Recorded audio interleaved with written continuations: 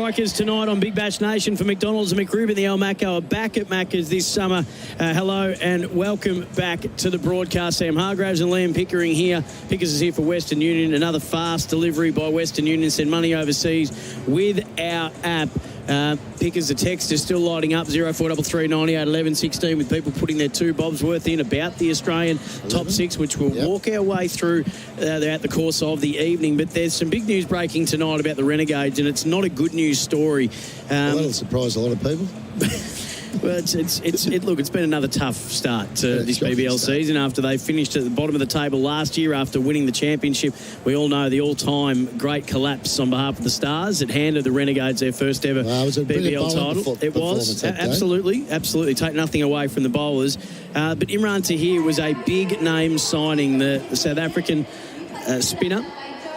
Yep. What's the latest? Well, no, he's withdrawn from... he's meant to be coming out now, straight after Christmas, and he's withdrawn now today for personal reasons, due to personal reasons. So hopefully everything's okay for Imran, but that's the third time he's signed with the Renegades, and it's the third time he hasn't come. Now, the first time wasn't his fault. South Africa wouldn't give him basically a travel permit. The leave pass. Basically, because they wanted him to play in their international team. He retired, but he said, I'm not playing. And they said, well, you are playing, and that's where it's at. What was the second time? I'm not sure. He said he was coming, then he didn't, and now he's obviously not coming again. So it might be the last time they'll revisit Imran. But anyway, hopefully everything's okay with it on a personal front. But it doesn't help the team who desperately need to get a win on the board. But again, their bowling hasn't been great, but their batting's been worse. So outside of the first win against the Scorchers. So anyway, we'll see how it goes for them. But tonight's game's a beauty. I'm really looking forward to it. So, the Strikers, obviously at home, will be keen to get a win in front of their home crowd. They've been threatening for the last couple of years. I mean, last year, the Strikers, they finished third. They were 8-5. They lost the knockout to the Thunder off the back of John O'Wells. Had a ripper year, averaged 68, 478 runs. He was in the team of the year. Highest score of 68. Rashid Khan, as we know, 19 wickets. He and Peter Siddle were at the top of their wicket takers. Peter Siddle's leading all-comers for wickets taken this year in BBL 10 with 8. So we just had a message off the text asking, do we think that he looks like Silas from the Da Vinci Code movies? So that's the third lookalike. He's had Eminem. He's had Billy Idol, which I think it's a bit old for the blonde peroxide here, isn't he? I asked him about it, and he said it's here to stay. I interviewed him about a week ago on Melbourne Radio, and he said, no, it's here to stay. Oh, good on him. Good on him. At least he's got it. He's enjoying it. They're loving him. They love him down in Tassie, where he's playing first-class cricket. But anyone that knows Peter Siddle knows he's a great person. Yeah. He's quite an easy bloke to like. We loved him when he played for Australia. The big cycling sunnies that he's rolling out on the field, the big white framers. He's a cold hero down there, and they love him wherever he goes. He's Benjamin Button. Well, we all know that, I mean, it's one of the great memories of Adelaide Test cricket. I think was it against South Africa or England, where on the final day we were down a bowler and he just kept steaming in. He bowled that hard that day. He was held out in the end. They were 9 down, but Faf du Plessis played a magnificent knock, but Siddle was just superb. He actually bowled himself out of the next test. He was that stuffed. He was. And the test was a back-to-backer. Yeah. So they couldn't pick him the next test, which hurt us because he was such a good player. And didn't he say he knew at the time that there was no way he could keep, but he would just kept going? He kept going because he was trying to bowl us to victory. That's why everyone, when he played for Australia, he gave it everything he's got. And that's why he went to England. Yeah. The Ashes last time we went. Absolutely. And that's why he played. Over 200 test wickets in a sensational career, only just out of the setup too. So, I've asked him this a few times. It looks to me like there's a coaching career beckoning. I mean, he made the move to Tassie to be part of their Shield setup. He's at the Strikers now. Yep. He's loving getting around each state, essentially, and making sure he gets to know the players and building relationships. And sure, he's going to go down when he's in Tassie, and normally at those Melbourne United games, he doesn't miss a game. He's always there courtside. He loves the basketball. Loves basketball. Loves the United boys. Absolutely. So the Scorchers as well, a fascinating story with them, given that people of the ilk of Adam Gilchrist, we know there's a slight bias there for Gilly for the Scorchers. And just doing the welcome to country at the moment, we don't have the vision up on screen, but just so we're not meaning any disrespect by speaking over the the Welcome to Country, of course. We just don't have the full ground feed, so you'll hear that in the background. We just don't have the full feed to bring it to you in a way that it would come through the speakers properly. So you can slightly hear it in the background. Yeah, so bear with us on that. Off the text, 0433 98 11 16. The big question of the summer, Sam, did you get your ham? No ham this year for anybody. No ham this year. I thought you were stiff. I was not going to go and buy you one. I appreciate that. But, I heard that. I didn't. It's a thought that counts. Well, I thought about doing it. You did, and that's nice of you. Yeah, but I actually didn't. No, it's lovely of you. We digress, of course. So, Gilly, Andrew Simons and a few others, experts in the T20 field, the Big Bash field, had the Scorchers absolutely at the top of the tree coming into this season. I know it's only 3 games that they've played, and one of those was a no result. They're 3 games off the top at the moment, which is a fair way. Yep. Like you're talking 10 points off top spot, which is the Sixers. So if they want to make the 4, they're a couple of wins away from that as well. So. But they have played 1 less game. They've only played 3 games and they've had a washout. Are we back to the 4 this year or are we back to the 5? Because they brought in the new 5 with all the new names. Whatever. The Challenger, the Knockout. Oh, yeah, all right. They have actually, you're right, it's 5. But over half the competition gets to play in the finals, which is interesting in itself. But, yeah, look, they've got a good enough team to be right in there at the end. And if they get there, they'll be a real handful with that team. The one we're looking at tonight, it's a cracking team. Liam Pickering here for Western Union, another fast delivery by Western Union. Send money overseas with our app. So we mentioned the stats before, the head-to-head for these two sides for Dulux. Professional painters choose Dulux, 8 apiece. So they've had some cracking games over the history so far, and we're hoping this will be another one this evening. So of the 8 times that the Scorchers have won, 5 of those have been batting first. Yep. And for the Strikers, 5 of their wins have been batting second.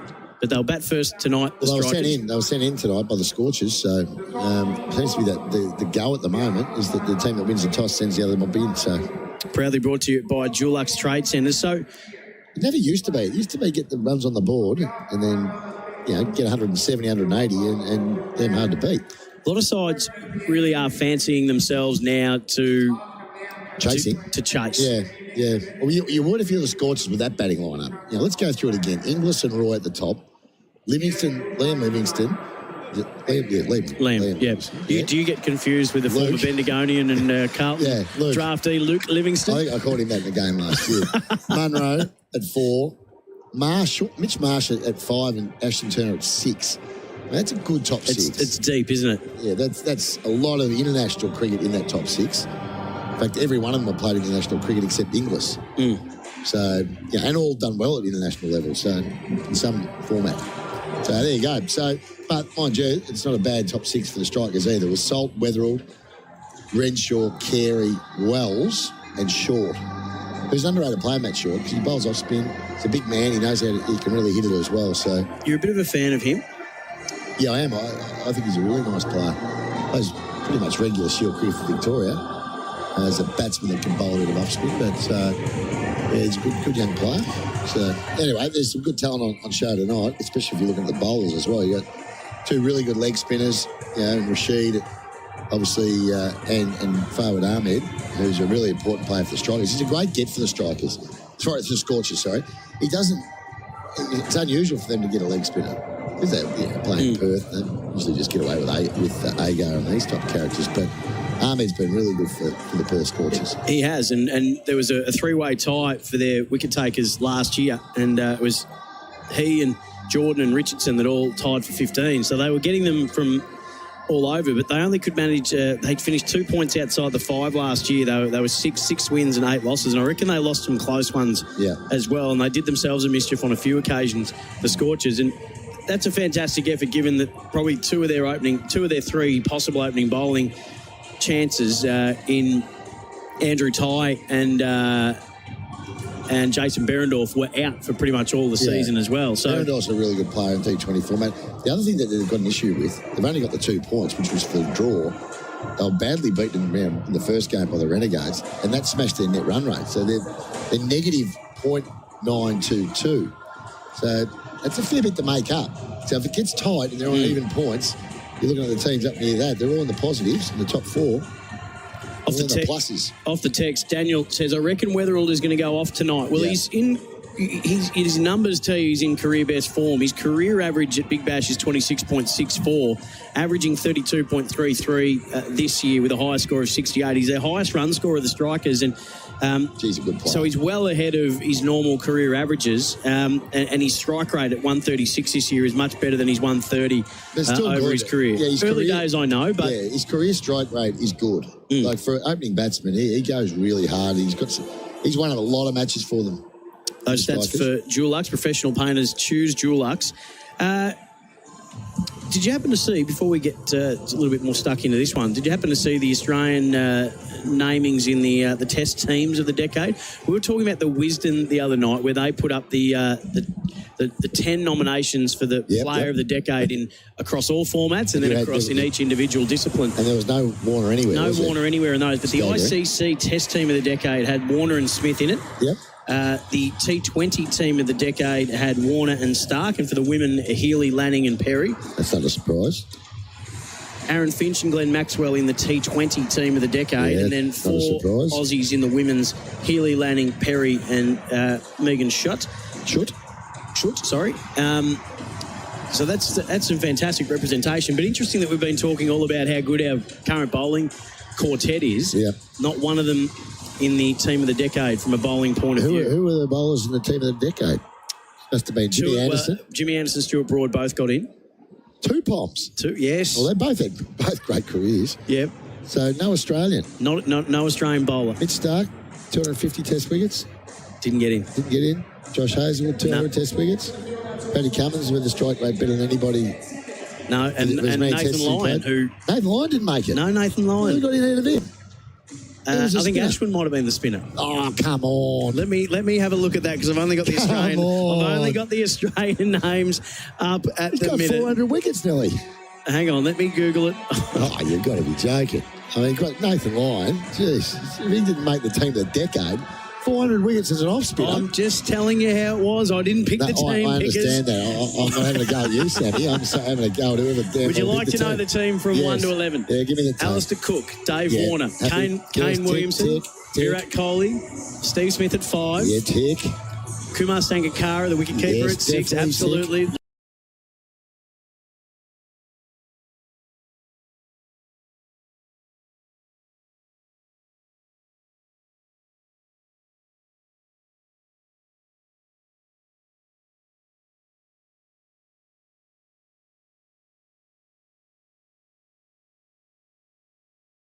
Adelaide Oval is looking an absolute picture, completely clear, blue skies overhead, those trees and the church spires in the distance looking magnificent.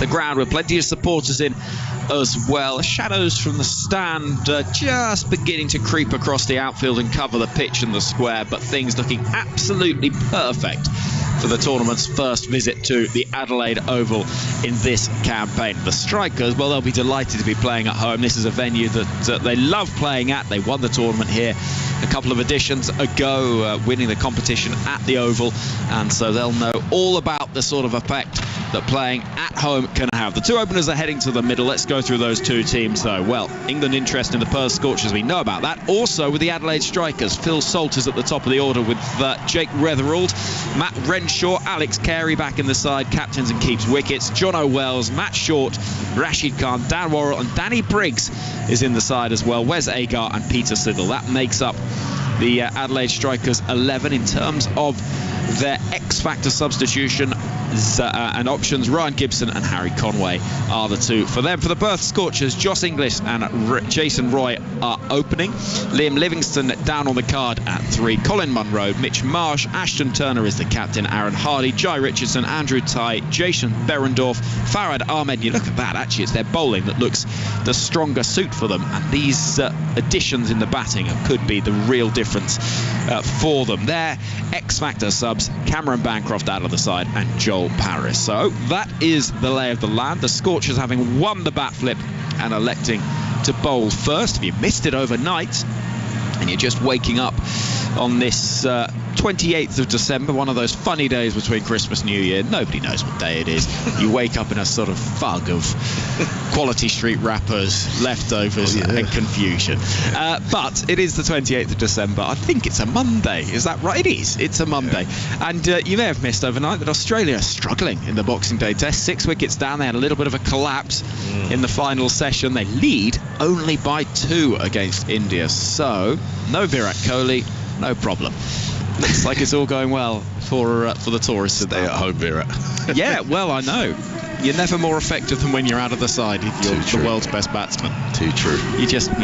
Cricket's a funny old game, isn't it? Jason Behrendorff is going to open the bowling for the Scorchers as we see the LEDs around the ground saying blue energy, and the enthusiasm from those Strikers fans that have been waiting a little while to see their side in this year's competition.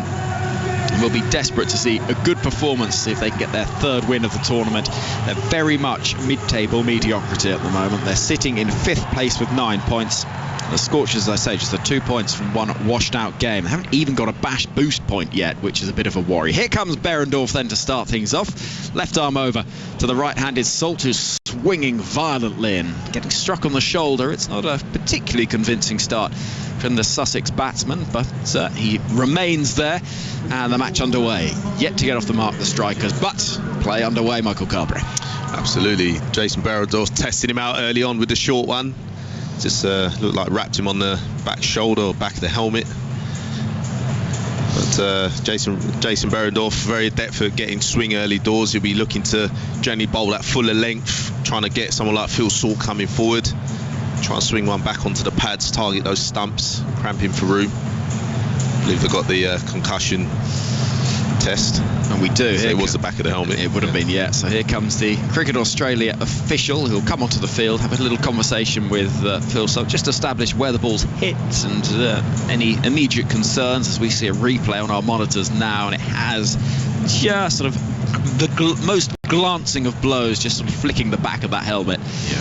And flying through to first slip. So they go through, as they should, the correct protocols, as the next delivery is defended off the back foot by Salt, and actually is deflected onto the stumps at the non-striker's end, and a moment of slight worry for Weatherald, but he hasn't left his ground. Phil Salt's decent tournament so far.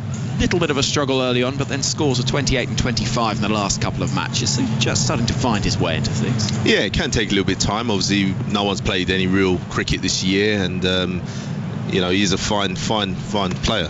Salt on strike, waiting, getting good connection with that, driving into the offside, but the fielder will pick up at extra cover, and there is no run. This has been a decent start from Behrendorff. Pressure just perhaps beginning to build on Salt, who'll be keen to take advantage of one of these first 4 power play overs, but I always like watching him play.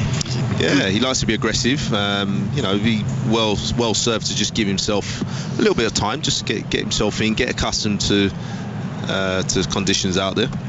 Behrendorff moving into Salt. He gets in a bit of a tangle and strikes the top of that pad, and he jogs away, just trying to run off the pain of something that hit a fleshy part of the leg. There's no danger of an LBW shout, but there is another dot ball. So we see, it's just just missed it. Yeah. You'd rather that in Adelaide than where we're sat right now, right? Yeah. Look, I mean, it looks a painful one. That it's just sort of glanced off the top of the pad and then nice up into little egg on the thigh. Yeah, lovely. Tomorrow morning, that's going to hurt. Phil Salt waiting as Behrendorff bowls to him. He's got hold of that. That's going to be 6. Well, all of the good work in the over from Behrendorff undone with a clubbing blow over deep mid-wicket. What a hit. Phil Salt up and running. That was a terrific shot. It wasn't even that short. You can see the reaction of Behrendorff's face. He looked rather bemused, but that was top batting. And we know Phil Salt, this is what he does in county cricket year on year. He's a very, very dangerous player. Not frightened to play shots. Good off the back foot as well. And that could be the shot just to get him off and running, you feel. Salt on 6. 1 ball left of this first over. Behrendorff into him, and immediately the cry of no is pushed into the offside. And the over concludes. Well, an over punctuated with one brutal blow in amongst a lot of dot balls. 6 without losses the score for the Strikers after 1 over. If in the future we saw the potential of Jofra Archer, Chris Jordan and Phil Salt all playing for England at the same time, you'd have 3 England players that all grew up in Barbados all playing together. Phil Salt's the one that always surprises. Is that right? Born in Wales, grew up in Barbados. Is that right? Oh, well, okay. Oh, that's very interesting. Yeah. He's a good player, though. He's very good player. Still only 24 years old. He's making a name for himself. And it's funny, once the players get these opportunities in these leagues. I mean, that's the. I'm glad that, you know, the sort of ECB have almost changed their mindset now towards these tournaments. Now seeing the benefits, seeing that, you know, someone like Phil Salt, who's been in and around England setups now, you know, the finishing school really is to play in these tournaments, get exposure, get experience, so that the mystique of international cricket kind of goes away a little bit. You know, just by playing alongside the best players in the world. Jai Richardson into the attack, long approach, right arm over. He's into Weatherald, who let a very wide delivery fly through to the gloves of Inglis. That is horribly wide. No, it's not quite Steve Harms. The benchmark.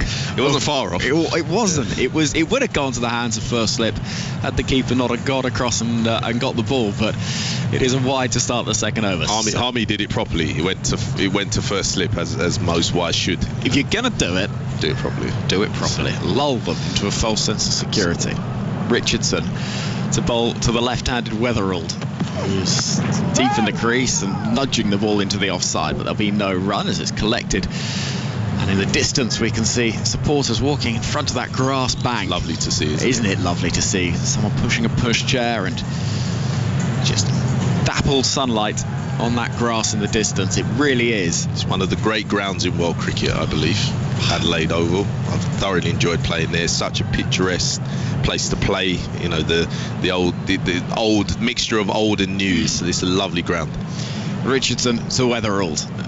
Long strides from the bowler as he's in now to bowl to Weatherall against bottom edge, down through to the keeper, and there's no run. So just the one scoring shot so far. It was a fairly dramatic one, but the score 7 without loss with a couple of balls gone into this second over. I'll go through at the end of the over exactly what's happened overnight with the Australia game between Australia and India at the MCG. Suffice to say, the hosts... Good game's a quick game. Well, as we've seen in this series so far, you'll do well not to buy tickets for days 5. Too true. I think it's fair to say. Weatherall waiting, in the air, could be a chance of a catch, but drops just short of the fielder at point. It was a little bit chancy, but he gets away with it.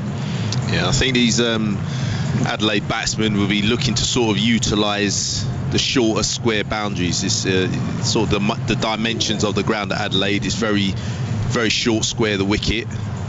You find a lot of these players be looking for that sort of pick-up shot over the leg side, or anything sort of short and wide to be looking to sort of carve it through the offside.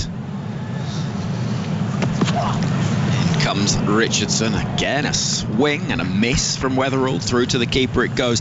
Scorchers' problem has been, as much as their batting has been problematic, actually, though we say their bowling looks good, and it does, in the first couple of matches they've taken just 6 wickets, which is a bit of a worry. Yeah, I think all-round cricket just hasn't been what the Scorchers would be accustomed to. They've, as I say, they've built their cricket on good basics, good foundations, which was set under the sort of Justin Langer regime, and in the last sort of 2 years it's almost unravelled a little bit. Weatherall waiting as Richardson's into him, pushed into the leg side, but there's no run. Talk to me about Justin Langer as a coach. You were there. Yeah. At the Wacker. Good friend of mine, Justin. Yeah, I mean, he was fantastic. You know, very simple in his outlook. I mean, he just believed in good basics. You know, being able to land the ball in a good area. You know, fielders doing their job, taking their catches, run outs, these kind of things. Batsmen playing proper cricket shots, proper cricket, especially at the Wacker with the extra bounce. And then your natural talent takes over. Weatherall struck on the pad, appeal for LBW. I don't think there's much in it. Pitched well outside the line of leg stump on first viewing. Yeah. And indeed, they're not interested enough to really harangue the umpire. No DRS to try and turn to either. Over concludes. 2 overs gone, 7 without loss. More on Justin Langer in a moment, because he's got work to do with the Australian side with the bother that they're in overnight. Let's go through the scorecard and exactly what's happened. They lead by just 2 runs and find themselves 133 for 6 in their second innings, and there's some concerning scores in there. Joe Burns, well, he's been horribly out of form other than that second innings at the Adelaide Oval. in that first test match. He made just 4. Matthew Wade 40. Marnus Labuschagne 28. Steve Smith just the 8 runs. Start of a new over. Richardson is, it's Behrendorff, I should say, is hit down the ground from Salt. That's a lovely shot. Straight back over the bowler's head.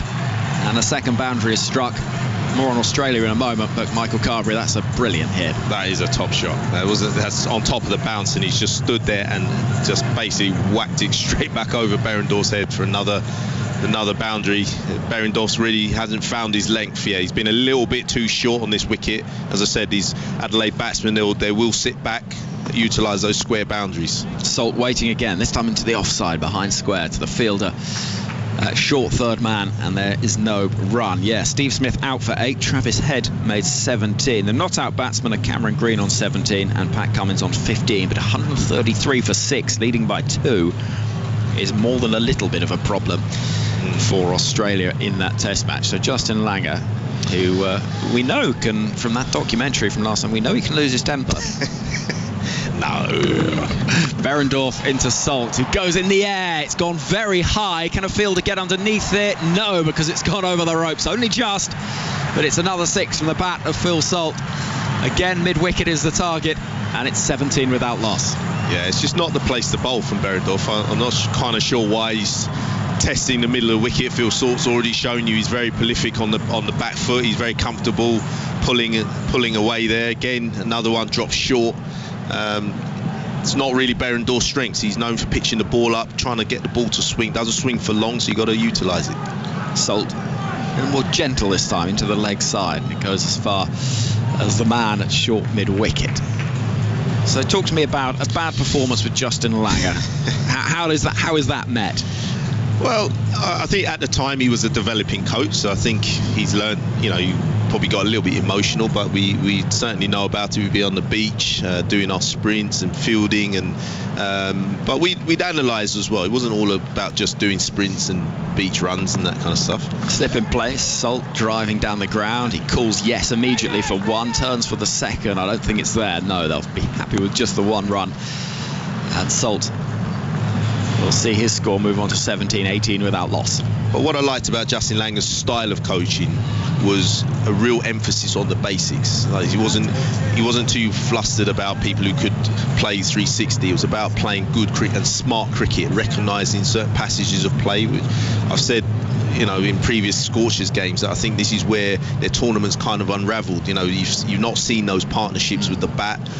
Bowlers that have struggled to hit a good length, recognise the pitch dimension, as I said before, recognise what your strengths are, pitch the ball up. Weather rules, there's an appeal for LBW. I'm not convinced there wasn't a bit of bat involved in that. We'll have a look at the replay. The umpire's unmoved, and the over concludes with the score at 19 without loss. 3 overs gone. Yeah, it's all been sometimes with the bat, watching the Scorchers this year, it's all been a little bit frenetic at times. Guys not giving themselves a chance to get in and get accustomed to the conditions. And I think it's turned out to hurt them when you look at the table now. That not having a win in six games. I mean, that's unheard of for a team that's had such 3 times champions in this competition. It's almost unheard of. But they've gone through a bit of a transitional period as well. So there's a lot of players that have left. A lot of the senior core group, the likes of Voges, who now coach, obviously myself, Michael Klinger, have all retired, have left the game. So there will be a little bit of transitional period, but it's still important not to forget those basics. Andrew Tye into the attack, right arm over, Weatherald on strike, very full delivery, which is dug out and defended, and there's no run. Any great sporting dynasty, we've seen it in the last year with an amazing documentary about the Chicago Bulls. We saw it at Manchester United when Sir Alex Ferguson retired. There is always that transition, and the Scorchers were the dominant side in the first few years of BBL cricket. Yeah, I think there's always a period where you can't replace a Michael Klinger, you can't replace a Brad Hogg. I mean, these were greats of Wacker cricket, greats of Scorchers cricket. Weatherall into the leg side, no run collected at mid-on.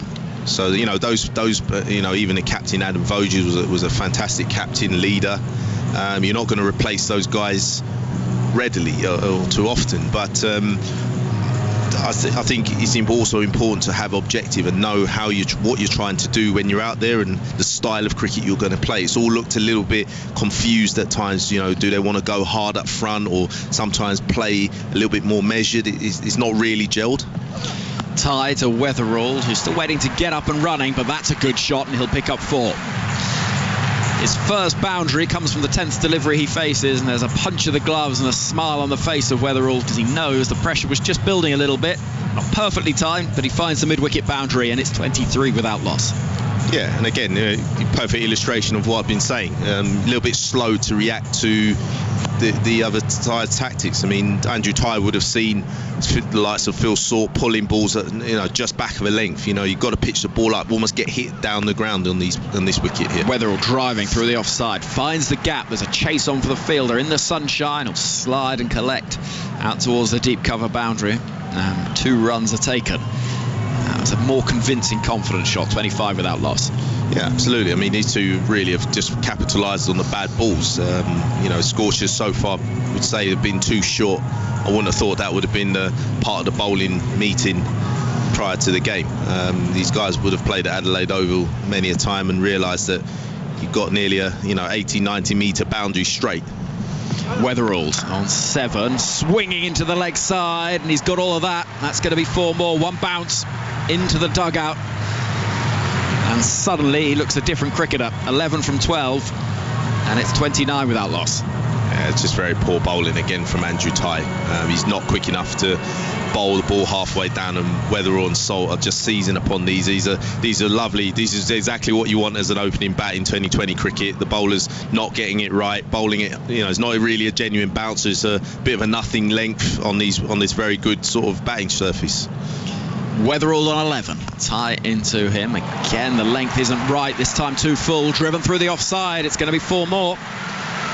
Just trying to compensate and doesn't do it right at all. 4 overs gone, 33 without loss, 14 coming from the 4th. Yeah, and then overcooking the pudding the other way, isn't it? Yeah, I said pitch the ball up, now he's giving him the shin high full toss. Just very poor over there from Tye. He just hasn't really got it right, which is disappointing from the Scorchers' point of view. They would, having won the toss and elected to bowl, would have wanted a lot tighter to start than what they've given so far. Would have forced captain's hand now to bring Fawad Ahmed in to attack probably a little bit sooner than he would have wanted, but would be hoping for a bit more control from his early seamers.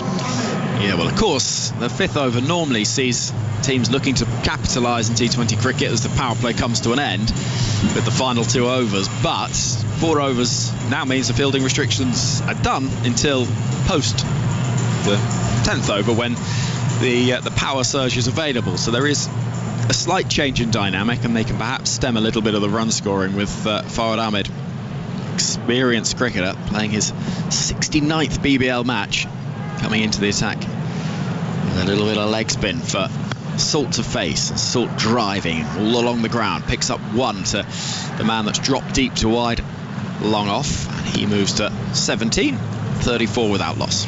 And length here will be key to someone like the left-handed Weatherall for Fawad Ahmed, trying to gently spin the ball back into the pads. I think he might utilise the wrong and the googly, the one that goes out the back of the hand, to go maybe away from the left-handed batsman to try and to stop him tugging it over that short leg side boundary. You would have thought. Can't afford to be short on this though. Fawad Ahmed, former Australia international, 38 years old. He's moving into Weatherall, who's deep in the crease, looking for the option in the offside, and that's a good run as well, because the fielder at short cover was pretty close to it, but they set off with conviction, and they've got home. 35 without loss now. 2 balls gone in the 5th over. Yeah, and that'd be encouraging for Ahmed. His first couple of balls there looked like it offered a little bit of spin, so it gives some encouragement. Next ball is hit in the air. How far? I think it's going to be 6. It will be. Leg side. And when he connects, Phil Salt gives it everything. 24 for him now, 6 runs. It's 41 without loss. That sounded very sweet off the bat, let me tell you. He's using, again, one of my favourite, the retro grey nickel stickers, the Jeff Marsh. Love it. Yeah, that was a sweet shot. Down on one knee, Farmed Ahmed. Wasn't a bad ball, you would say. It was just taken off the stumps, really. But yeah, fantastic strike from Phil Salt. And this is generally, as I said, this is where the striker's batsman will look to target those short square boundaries. Salt 24 from 13. Waits for Ahmed.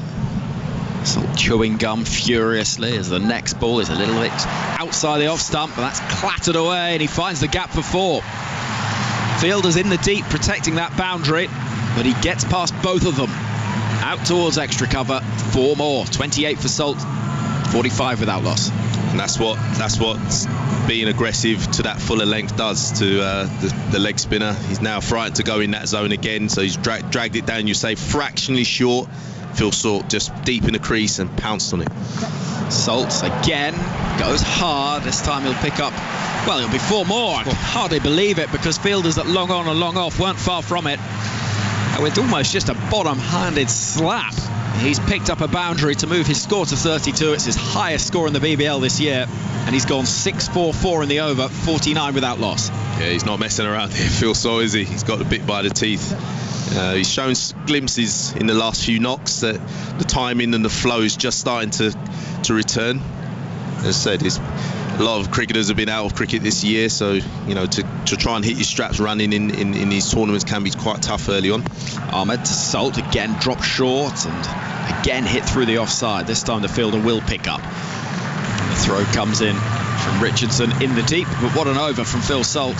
What an over at the start of what is a much tougher time to score runs. 17 coming from it, 50 up as well after the first 5 overs. 50 without loss, Salt on 33, Weatherald on 16. Michael Carberry, some more thoughts from you, and then we'll hear from Kevin Howells. Yeah, it's been a great start from the strikers. Would have been exactly what they would have wanted at the start of the game. Phil Salt's been the main protagonist. And what I like about Phil Salt is he keeps very still. You know, he's not a batsman, one of these modern batsmen who move around the crease a lot. He generally keeps a very still base. Very powerfully built young man with a very, very bright future in front of him. Those who know him well from county cricket would know that would be quite accustomed to these performances for Sussex over the last few years that he's played. And should pose for a good game. Exciting cricketer, that's for certain. Mike, and nice to be alongside you again this morning. Good morning. 50 for 5, cracking start, as you say. Salt 33, Weatherald on 16, and it's Mitchell Marsh who's going to bowl for the first time, and he's been struggling with an injury, so they'll be delighted to see him back and bowling here for the Scorchers. In and bowls now.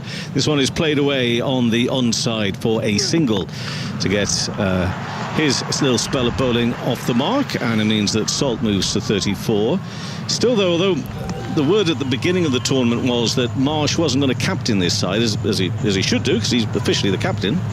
He wanted to just get his injury right, get himself back fighting fit. Well, he's bowling again, but it's still not, as yet, taken over the captain's armband.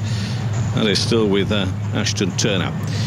But it's one step at a time, I guess. He just wants to see how that ankle is going to fare here with a bit of bowling.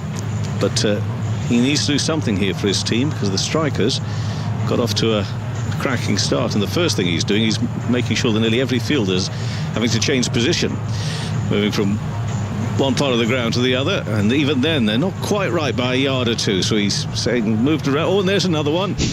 I tell you what, I hope there are no planes flying around there, because otherwise they could be coming in on the wrong runway there, the way he's throwing his arms around. Anyway, he's back. Just hope he gets it in the right place after all. Exactly. It's Weatherald who's on 16, and it's Marsh who's in and bowls, and that comes back into Weatherald, who guides it down towards the edge of the circle but can't get it past the fielder, and there will be no run. I mean, the thing we've all been talking this morning a little bit about the Scorchers. One of the things about the Scorchers, and people saying, well, this sort of coincides if they like their dip away from success and finding the right results because of the move from the Wacker, which was a bit of a fortress. However, they can't really blame that this time because they haven't been there yet. They've just played a few games, but Marsh around the wicket in bowls, a little bit of width offered, not too much through to the keeper, can't get any bat on that Weatherald, so he remains on 16. But coincidence or not, I mean, that can have an impact, I guess, on a team. I mean, obviously the Wacker was iconic, and it certainly served the team very well, didn't it, playing at that venue? Yeah, I mean, I don't want to read too much into that. I mean, I think, look, they would have played games at the Optus as well. I just think my analysis is based over the last couple of seasons I've watched them. They seem to have just really gone away from the philosophy. Marsh in. Beg your pardon. Marsh about to come in a bowl. Here he comes now, and he's around the wicket in the bowls. A little bit of width through to the keeper again. No run. Sorry, Mike. Yeah, they seem to have just got away a little bit from the philosophy, from the basics of the game. Batting in partnerships. Looking at where to bowl to certain players. Getting the fielding positions right. All those little things. 1% things that go into performance. I mean, it doesn't really matter where you play. I mean, you still got to do the basics well. Marsh to his mark again. Head down. Very gentle approach. Comes wide of the crease. The ball hits him on the pads, Weatherall, but going down, and really there was just barely a scream from the bowler. Maybe the keeper behind as well, but certainly not much more. But it's a dot ball, and they've been hard to come by so far in this game from the Scorchers' point of view. 51 for no wicket. One ball left to this 6th over. But not even a third of the way through the tournament yet. This is just match 17 of 61. As Marsh again comes into bowl around the wicket, and that is played behind square down towards the fielder. So just a single, which is sort of stemming the runs a little, but they need to make some inroads here, really, because the platform is being well and truly set from the striker's point of view. They're 52 for no wicket after 6 overs. Salt is going very well on 34, Weatherald 17, and Marsh has conceded, just the 2 runs from that over, so that's a bit of a bonus. Starting to go a little bit more the Scorchers' way with a good tight over there from Mitchell Marsh. Yeah, absolutely, and a welcome return, you would say. Still no wickets, which would still be a disappointment to the Perth Scorchers, but I suppose it was good bowling for Mitch Marsh. He set his field, he took his time and tried to bowl to it, and that's what you got to do on good pitches. The wickets, you hope, will come through dot ball pressure. The likes of Salt, they're going to keep trying to look for the boundaries. So you just got to try and build up enough good balls. And the next delivery is bowled by Hardy into the action, so another change of bowling down the leg side. His first delivery, bowling to Weatherald. Aaron Hardy, young, tall, strong-looking lad. Played 6 matches in the BBL so far, taken 3 wickets. One of the relatively newbies, making away in the game. Exciting time for him, no doubt. What can he do with the ball here around the wicket in the bowls? Now it's a lovely flourish of a drive and a good stop as well. Good piece of fielding, and therefore they have to make sure they get back in their ground nice and quickly. That's a lovely piece of fielding there, stopping Weatherall from getting that ball away. It raced along the ground, really struck it beautifully, and a really fine piece of fielding there, and the right arm throw, which meant that Weatherall had to turn very quickly to get back into his ground. Good fielding from the youngster debutant, Jason Roy, flinging himself around the field. That's good to see. Hardy in again, in and bowls, driven in the air this time, and another good stop. So Roy in the action. Is that a catch? Drop catch? Well, it would have been a tough one, should we say, but it was high. Yeah, well, it would have been a sensational take, but yeah, it is a drop. It went, as they are going off the left-handed batter, Weatherall, very hard, very firm. It was a real goalkeeping effort, wasn't it, really? That was a fantastic effort. Flying to his left-hand side, sort of parried round the post, but it technically, officially goes down as a drop catch, but actually it's probably run saved there. Terrific from Jason Roy. 54 for no wicket, though. 2 balls into this 7th over. Salt on strike on 34. Weatherald having now moved on to 18. Next delivery driven straight back to the right hand of Hardy. Steers the ball onto the stumps, but Weatherald is well in his ground. So Weatherald will be perhaps relieved, obviously not to have been caught on that last delivery he faced, but struck the ball beautifully on both occasions, and some good fielding from Jason Roy. So he's got to do even better, Weatherald, despite the fact he did hit the ball very nicely indeed. And a little bit of width there from Hardy, reaching for it. Salt can't get to it, but a swing away through to the keeper. It's dry and a little bit cloudy, the Adelaide Oval, but breezy as well, you can see, billowing in the shirt of the players. And Hardy is back to his mark again. Comes in past the umpire. A little bit of a grunt as he delivers the ball. That's gone down the leg side. It's going to be signalled a wide. So the score moves on to 55 for no wicket now. 2 balls left of this 7th over. It's a very serious, stern look on the face of Hardy. Back to his mark. His captain's going to have a bit of a word with him now, just to check he's happy.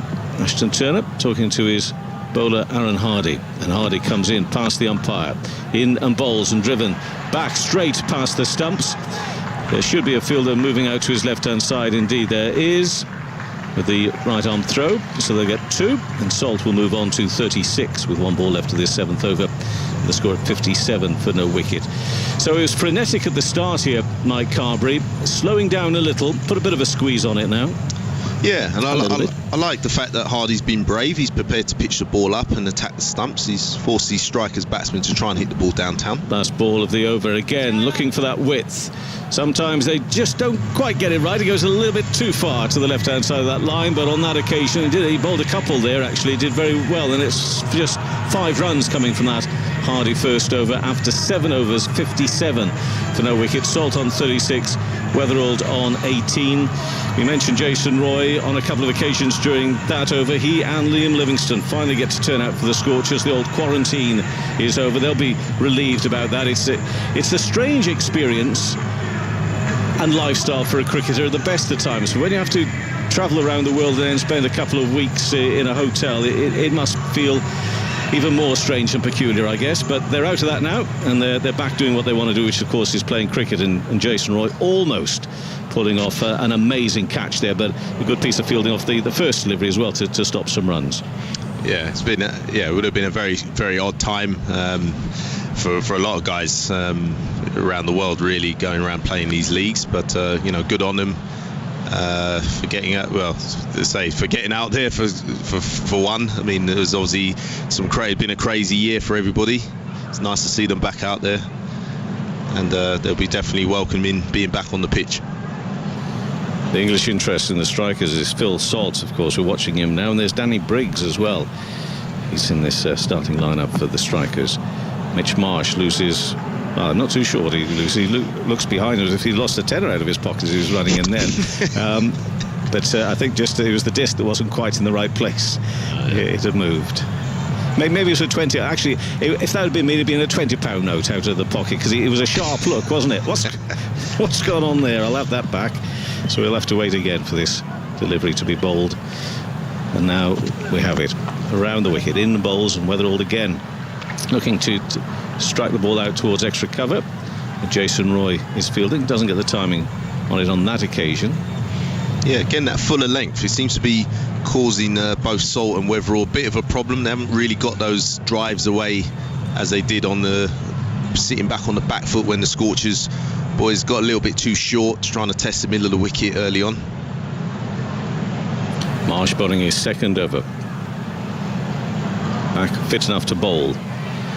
Conceded only 2 runs so far from his 7 deliveries. This has gone high in the air at top edge. This could be the first wicket taken. Anybody under it? Yes, the keeper is, and he takes it.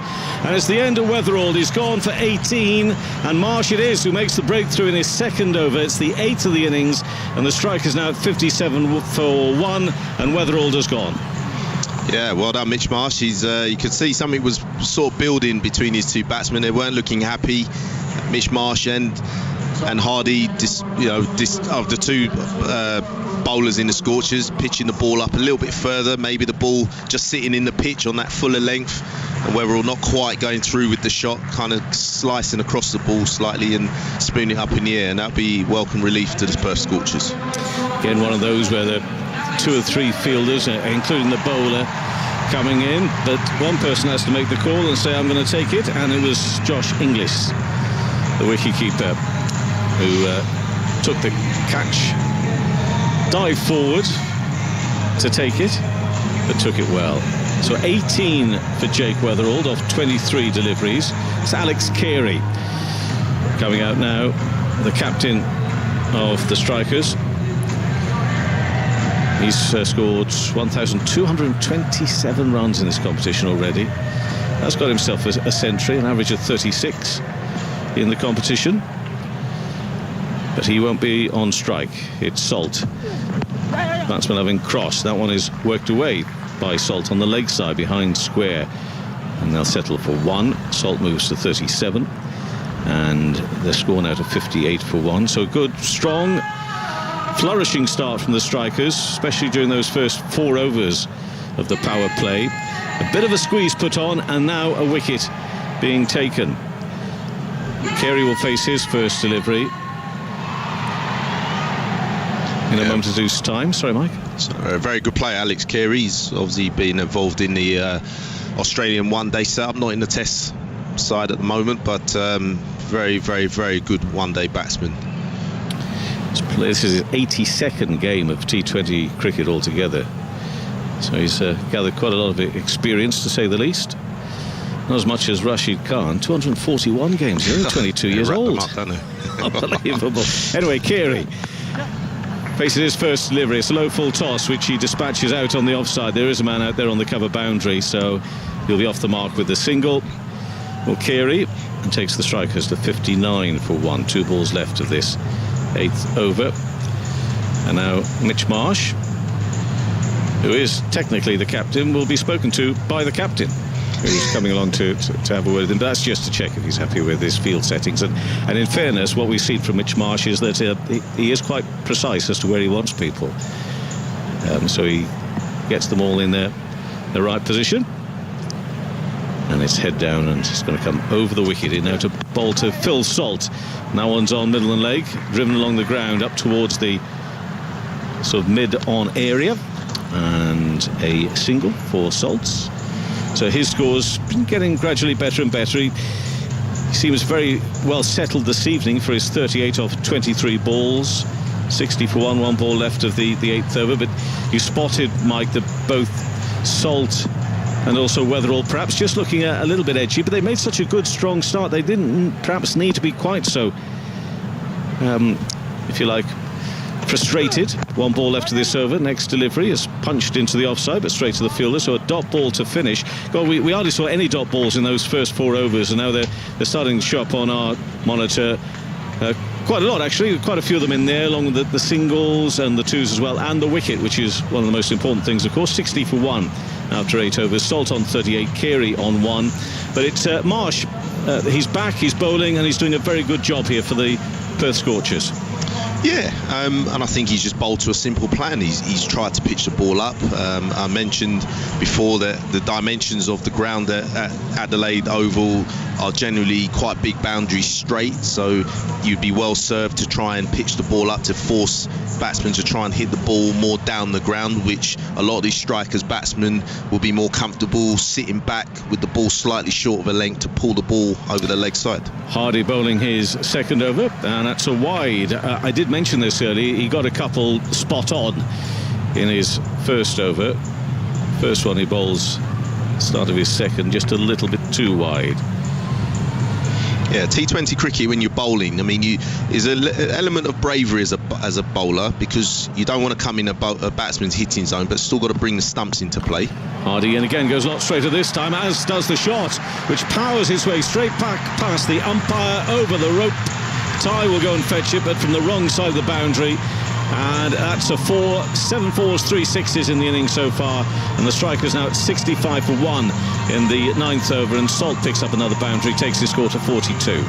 Yeah, that was a fine shot. Hardy probably just overcooking it a little bit, probably turning into a genuine half volley, but I don't think you mind that so much as a fielding captain, being hit straight. Hardy to Salt again, a little slower this time. It's short and it's been pulled away gloriously for 6 over mid-wicket. Salt takes his score up to 48 and the Strikers to 78 for 1 in the 9th over. Well, Hardy now does have something to think about. Yeah, just not learning the Perth Scorchers bowlers. Again, it would look like a bit of a variation. The drag down, again, that nothing length is not neither short or full. It's just middle of the pitch, and Phil Salt in this kind of nick. As I said, a lot of these strikers, batsmen, they will target that short side, and it's another pulled 6. This is Salt saying, I've arrived here in BBL 10 now. Looking very good for his 48 not out. Yeah, what I like about Phil Salt, as I said before, he's very still at the crease. You know, he doesn't give away too many indications. He's not someone who moves around the crease a great deal. He sets a good base, and I think, you know, his head's very still, and that's why I think he picks up the short ball so quickly. The bearded Salt, bat raised as the ball comes in again, just wide of the off stump. He won't get it. Well, will he get something? Could be a misfield, which they'll try and get a single off. No, they think better of it in the end, and quite right. Just a slight misfield out there in the offside, but its score remains at 71 for 1 midway through this 9th over. Been a day stroke night of international cricket, Australia and in New Zealand. It's the T20 we're talking about now, and again looking for that. Found the perfect wide line there. Well, that, for me, Mike, that was a close call. It's gone the way of the umpire saying that's a wide. 72 for 1 midway through the 9th over. As a batter, I suppose, all the time. Oh, look at that. Well, I think that's tight. Yeah, I think that's been unlucky, to be honest. I think, does the line belong to the umpire? I guess it must do. Sometimes it does, yeah. Sometimes it doesn't. It's 72 for 1 midway through the 9th over. That one is on the leg stump, full, clipped away by Salt. Now towards square leg for a single. He'll move to 49, and the score now moves up to 73 for 1. 2 balls left this 9th over. So this has been a more expensive over, obviously. We've had a couple of wides, we've had some boundaries, a 4 and a 6.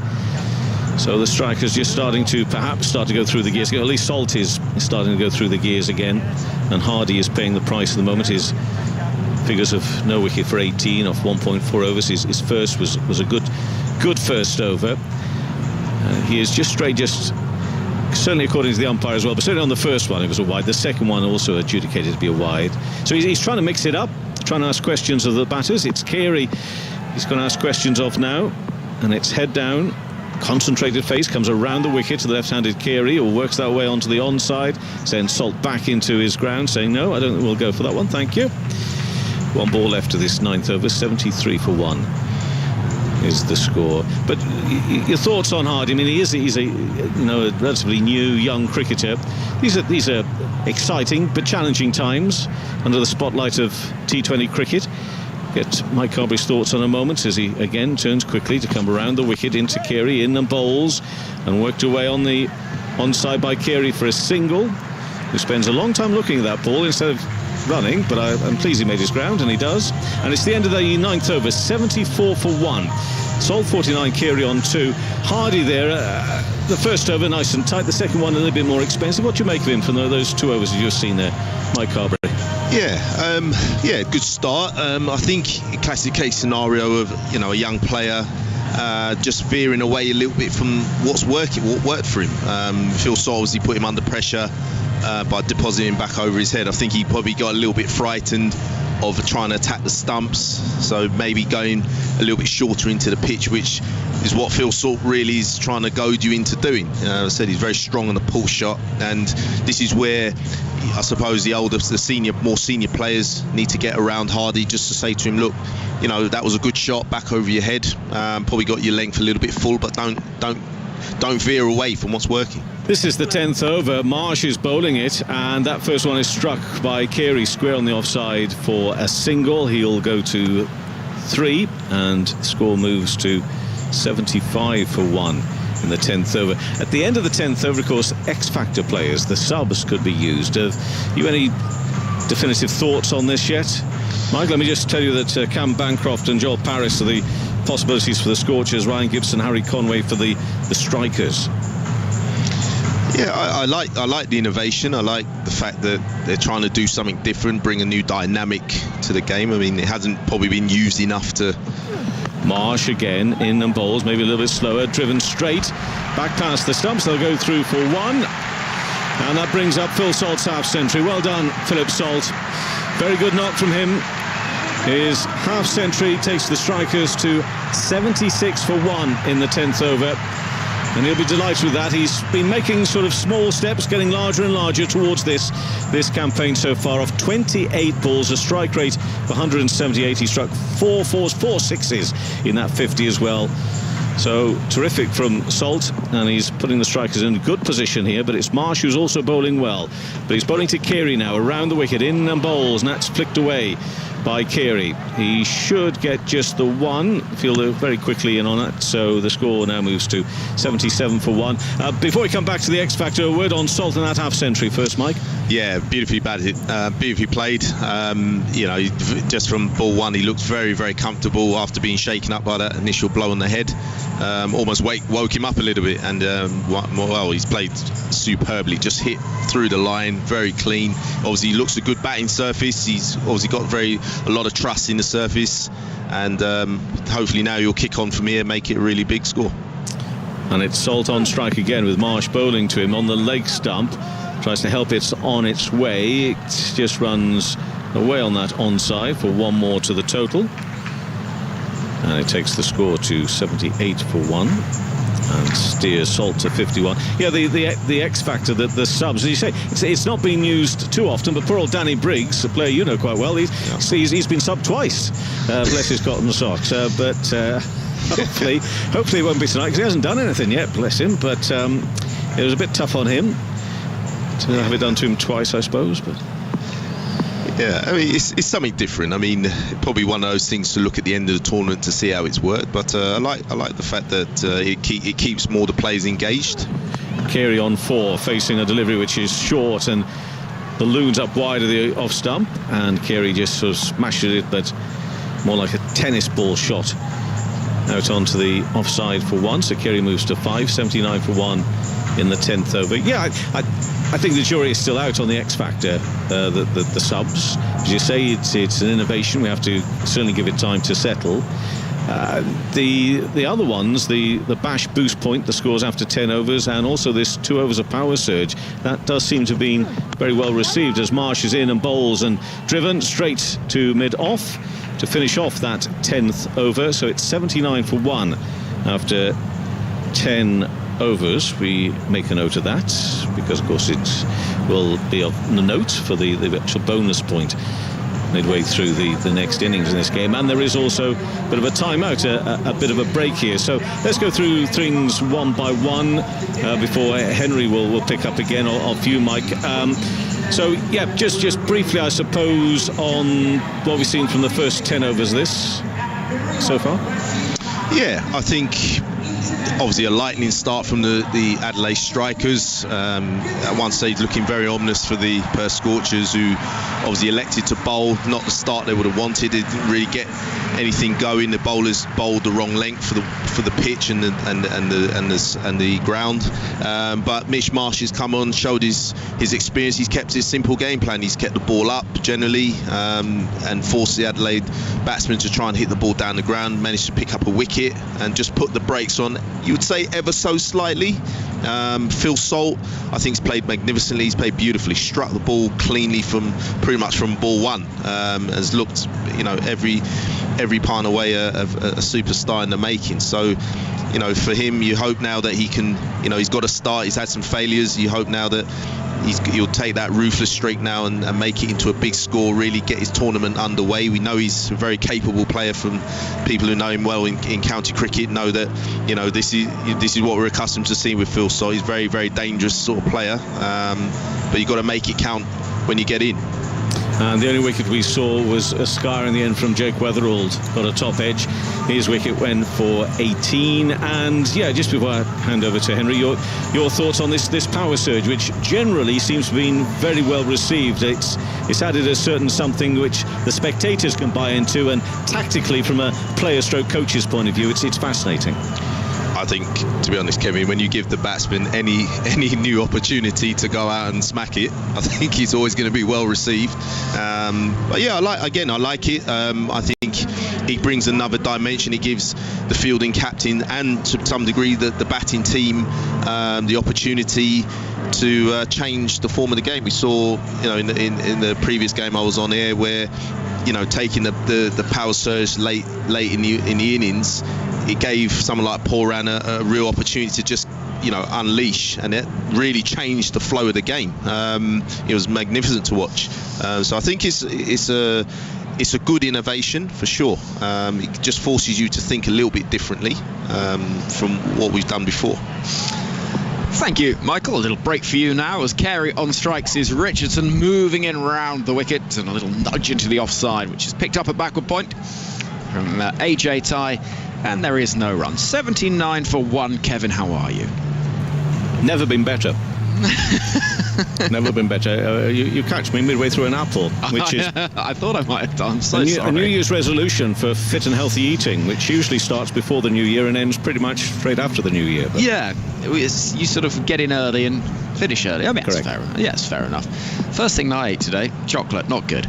Carey on strike as Richardson into him. It's a little bit shorter this time, worked off the hip. One taken. There's a little think of a second, but they won't take it, and so Salt will be on strike. 51 from 30 for him, his highest score of this year's Big Bash League competition. The Sussex batsman, he's played really nicely so far, given this platform to the strikers.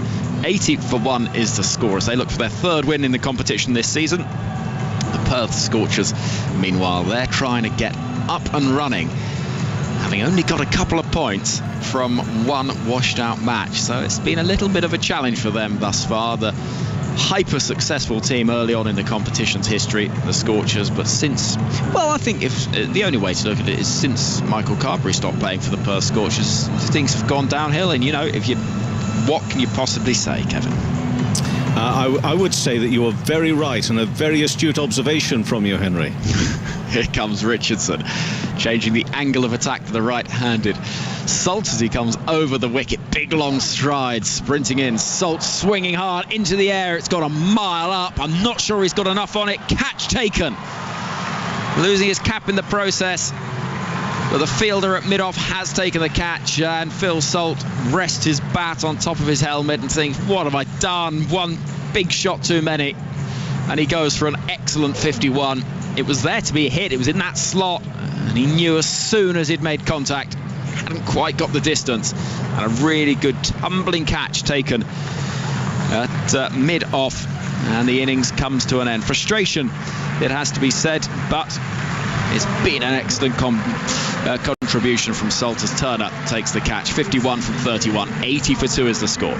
Terrific knock, yeah, but one he would want to have gone on from, obviously, and the frustration, I suppose, is the break. The 10 over mark, had a bit of a break, a bit of a chat. If he could have just kept going, but perhaps the break didn't do him too much good there for a couple of minutes talking about it instead of just carrying on and doing it. But also a very good catch from the captain, Ashton Turner, because he was backpedaling. He had to backpedal 6-7 yards, and then just on taking the ball, it was one of those in his mind. He's thinking, I'm going to fall over at some point here, but you know what, I'd like that ball to be in my hands before I fall over, and thankfully it was just about. He went a tumbling and still held on to it. So a good catch, very good catch. One of those you could easily have seen dropping out of the hands, particularly once he'd lost his balance. So it was a good take from Turner. And they'll be relieved to see the end of Phil Salt. It brings Matt Renshaw to the middle. And Carey will be on strike for the first ball after the wicket, which is run down to third man. It will bring Renshaw on to strike with the strikers at 81 for 2. With a couple of balls left of the 11th over, our eyes are on whether the power surge is taken soon. You'd have thought they'd look to rebuild a little bit before doing so. Am I right in saying we've not seen an X-Factor substitution, Kevin? Normally these are things that sort of drift by. They're not really normally big announcements. Yeah, normally there's a big announcement. Normally there's a close-up shot of a player in tears having been substituted, saying, why me? What have I done wrong? But no, not on this occasion. Everybody seems to be happy. Yep, confirmation. No X-Factor subs have been made. Here comes Richardson around the wicket to bowl to Renshaw, who's deep in the crease, defending. Nicely played off the back foot. Down to third man to move his score immediately to 1. At 82 for 2 is the strikers total. The Adelaide Oval is the venue for the first time in the competition. And what a venue it is. It looks a real picture. Plenty of supporters in, lots of those blue and white bucket hats that supporters are wearing all around the ground as Richardson is in. Carey swinging hard, outside edge, beats the dive of the keeper and runs down to the boundary. It wasn't that far from the drive of Inglis, and Richardson with a little bit of a wry smile wanders back, takes his cap from a teammate.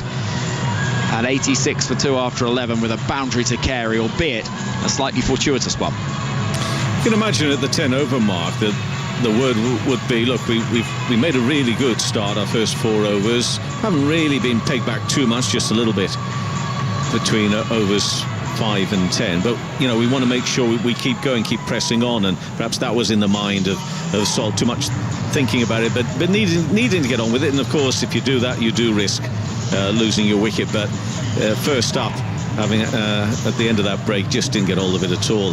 He was looking at it as if perhaps he wanted to hammer that away on the leg side. It ended up out there at mid-off, so disappointing way for him to go, as I say. But perhaps the message was, look, we need to power on here, really, because we've made a good start. We want to make the most of it. Indeed. Behrendorff will bowl his 3rd over, gone for 18 in his first couple, and Renshaw will be on strike. Tall, powerfully built left-hander, looking to play with a little more delicacy than his frame might suggest, and running the ball to 3rd man, picks up 1, 87 for 2. Matt Renshaw, born in Middlesbrough, though has played Test cricket for Australia. There are these players that there's a few around that have, you know, potentially, if paths have gone a different way, they could easily have ended up playing for the opposite Ashes opponent, if you like. I think Steve Smith could have qualified for England, I think I'm right in saying. Correct me if I'm wrong, at BBC TMS. Behrendorff to Carey, who's getting a little lucky. Inside edge, onto the pad. And they'll run through for 1. 88 for 2. I noticed you were very brave in telling us, sort of brave, in telling us that Phil Salt was born in Wales, but you didn't tell us where he was born. Go on. Well, I'm not going to try and pronounce it either, because I used to go there on my holidays as a kid and I could never pronounce it. But I think it's the place where they had I'm a Celebrity, Get Me Out of Here. It's that part of North Wales. Is it? Yes. Okay. Next ball, run again down towards short 3rd man. 1 run taken. This is good consolidation after the loss of that wicket. No expansive strokes, but just keeping that scoreboard moving. 89 for 2. Do you mean Boddle Widden? Is that right? Look, I don't care if that's not as it should be, and other people will do, and rightly so. But just to have a go at it, Henry, it's impossible for you to go any higher in my estimations. But if it were, you would have gone there. That's Thanks, terrific. Kevin. Cheers, Kevin. That's where he was born, North Wales, before moving to Barbados, Phil Salt. Interesting journey. As Carey on strike, waits for Behrendorff, goes a little bit harder this time, but a half stop at mid-off will prevent the ball from heading to the boundary. They'll get through for 2 if they're quick. They are quick enough. The throw wasn't on target, and though Behrendorff demolished the stumps at the non-striker's end, Matt Renshaw, tumbling in a heap of blue and cricket gear, manages to get home. So this is, as we say, not so much a case of powering on post the 10 over mark, but looking just to build the opportunity for a partnership to make the most of the power surge, those 2 overs that will allow for restrictions to come back in and the chance for the side batting to get a real boost. This is driven down the ground. Oh, this could be a run out at the non-striker's end. I think it is. Oh, what a way to go. Renshaw sees the ball just flicking the fingers of Behrendorff. It was a drive, full-blooded, from Carey down the ground, and Renshaw knew immediately. Turns on his heel back to the dugout, and it's one of those shockers for a batsman. The worst possible way to get out. It's flick the fingers, hit the stumps, and Renshaw looked with horror to see that he was gone by probably 2 metres. He's out for 3, run out at the non-striker's end, and it is 91 for 3. You don't see it too often, but you do see it. And, you know, the bowlers happen so quickly. You know, they are aware of that opportunity, aren't they? You know they are. You see it so often, of stretching those fingers out. Where's this going to go? Can we get it back onto the stumps? And obviously, if you do so, you're almost certain every time to get the batter out, because they will have set off on their backing up. So, yeah, it is unfortunate. It is frustrating. It's deeply frustrating for the batter, but legitimate in the sense it's quick reactions, getting the hand down there, you know, fit and agile. and therefore another wicket taken. And you know, the strikers at 91 for 3, they're doing okay, but it's not looking as strong as perhaps they would have liked it to have been a few overs ago. No, Jono Wells comes to the middle. He's a talented player. He's had a reasonable tournament so far. High score of 36 not out. He's got a good strike rate in his BBL career as well, of north of 120, average of 35. So he's certainly a player you'd like to have in your side as Carey swings wildly at a wide-ish delivery, and the over comes to an end. 5 runs from it, and that wicket that Behrendorff won't get to his figures, but I think that always seems a little unfair because the bowler's done all the work. The run out at the non-striker's end, and the score 91 for 3 after 12 overs. Yeah, Jono Wells, he's a striker's stalwart. He's been there a long time. He's a good player. Well, these two, Carey and Wells, they are sort of the backbone of what we've seen from the Adelaide strikers in recent times, along with Rashid Khan, who is fit for this game. There were some concerns that he wouldn't be because of that hamstring strain that he picked up against the Brisbane Heat, but good news, because we want to see Rashid Khan play, because he's a thrilling cricketer to watch, is that he is able to play in this game, and all those in blue in the crowd will be able to watch him. It's a real thing around the Adelaide Oval, Kevin, isn't it, where you see it's obviously sort of such a focus that everyone has to wear that shade of blue when they come into the ground, and it is just a sea of supporters all in that shade of sort of deepest sky blue. It's quite a dramatic sight one way or another. I agree with you. Even more reason for me to have to eat apples if at any point I have to wear replica kit. Ahmed bowling, and it's cut away, but it's gone straight to the fielder, so there'll be no run. Wells. It's not a good look, Henry, for me at the moment, is replica kit, I fear. Oh, come on. No, I've been truthful. It gives me something to focus on. 91 for 3. Wells waiting for Ahmed. Worked into the leg side. 1 run taken. They'll think about the second, but it won't be there. As AJ Ty throws in from the deep. The shadows of that big stand. 92 for 3. I used to believe that there had to be a certain age where actually it was not the done thing to wear replica kit, which I normally would put at age 19. But it seems to be very much part of the thing now, doesn't it? It's for everybody of all ages, and quite right. Who's said to be ageist? It's wrong. So I need to work on the look. What replica kit would you wear? Well, whoever's paying the money. Carey go for the reverse sweep, gets a little bit on it. A tumbling stop from Behrendorff at short third man prevents anything more than a single. 93 for 3, carries on to 15 from 16. So your loyalty lies purely whoever's paying the dosh. I'd like to think the blue probably was my better colour on this one. Cry of catch, but it's all along the ground from Wells, driven out to deep cover for his second run. 94 for 3. Well, at least you've been honest, nailed your colours to the mast. Yeah. And that colour very much the green of banknotes. 15 for Carey. 94 for 3. Looking forward to the second innings of this game, where we'll see Jason Roy and Liam Livingstone batting for the Perth Scorchers. Ahmed into Carey, deep in the crease, trying to jab the ball into the leg side. Doesn't get enough on it, and it's collected by the bowler. 1 ball left of the 13th over. And just a little bit of pressure building, perhaps, on the strikers' partnership. Carey, again, deep in the crease, cutting away, finds the hands of the fielder, and the over concludes with a dot ball. So the question now is, when do they decide to take that power surge? Will it be to try and break the shackles from this little period of pressure, or will they look to maybe get out of it another way and then take full advantage towards the back end of the innings? All of these extra little tactical dynamics that we have to think about, Kevin, in this year's Big Bash League competition. Are you a fan of the new rules? Yes, I mean, I'd straight away saying even if I wasn't, I'd be thinking I need to give it more time. It's only been for a few weeks. The X Factor one, I'm still to be convinced about, but it doesn't mean I've ruled it out. I'm still not convinced about that. But the other ones, because I think we've already seen games where both the chasing that bonus point at 10 overs has already worked in a very positive way for the game, as indeed as the power surge, most definitely. So yeah, those two have definitely got ticks. The other one, still a question mark, but it's not to say I don't think it's going to work. We just don't know yet.